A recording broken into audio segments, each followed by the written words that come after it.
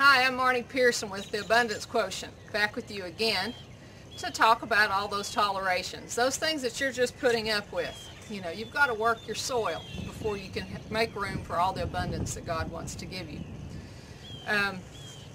We have a half-mile driveway out here that goes into our property that is bare.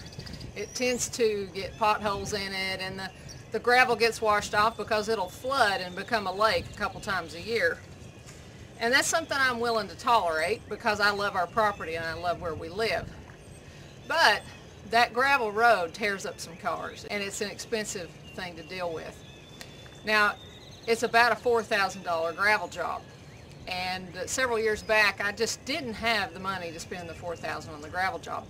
But I tried to use the principles that I'd learned about abundance and started imagining in my mind. Every time I drive up and down that gravel road, I'd imagine it fully graveled. I'd hear the crunch of it, you know, the lush gravel underneath my tires, of what that would be like, and imagine it was a smooth ride instead of a bumpy one. Well, one day I was having a pretty tough time, and it seemed like nothing I was doing was working, and I was just feeling pretty burnt out. But I went down to drive my kids to the end of the road to the bus, and there was gravel on my road. There was a little strip of gravel, and I'm like, what is going on? We didn't pay for the gravel. I called my sister and her husband. They didn't pay for the gravel.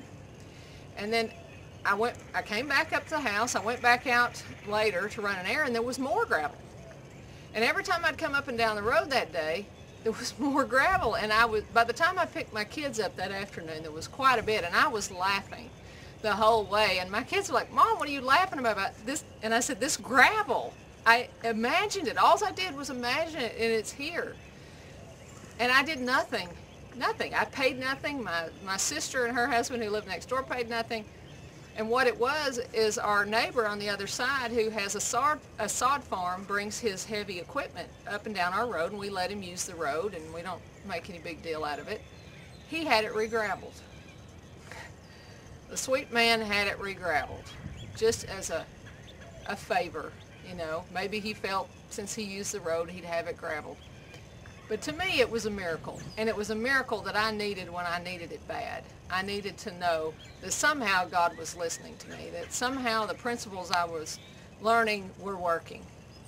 And so don't let the things that you're tolerating overwhelm you, because you never know when heaven will show up and drop some gravel on your road.